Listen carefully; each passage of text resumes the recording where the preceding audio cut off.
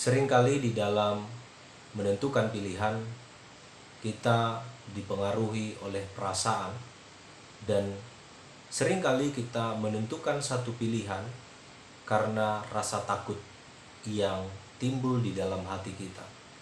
Kita takut sendiri, kita takut tidak punya teman, kita takut tidak punya orang-orang yang siap sejalan dengan kita, sehingga kita seringkali mengabaikan prinsip-prinsip kebenaran hanya karena kita takut sendiri, takut tidak memiliki dukungan dari orang-orang yang kita hadapi, sehingga kita mengubah prinsip hanya karena rasa takut dan hanya karena rasa kesepian.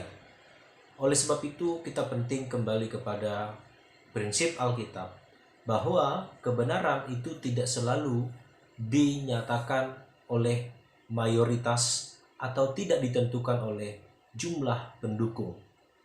Kita teringat dengan kisah Yesus ketika Yesus disalibkan.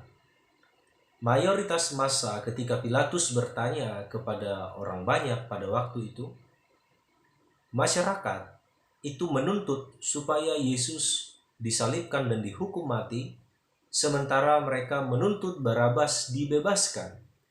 Yesus yang adalah seorang manusia sejati dan Allah sejati, seumur hidupnya dan tidak pernah melakukan kesalahan dan tidak ada dosa sedikit pun dalam hidupnya.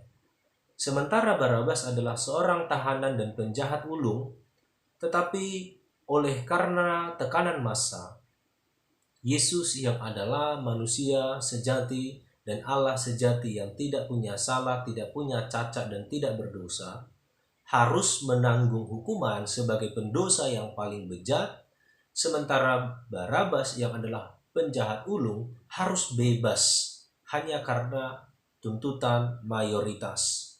Seringkali ini menjadi satu pelajaran di dalam hidup kita, dan kadang-kadang kita menilai seseorang itu benar dari seberapa banyak orang yang mendukung argumentasinya, seberapa banyak orang yang mengikut dia, sehingga kita lupa dan kita terjebak di dalam satu fenomena di mana kita terjebak di dalam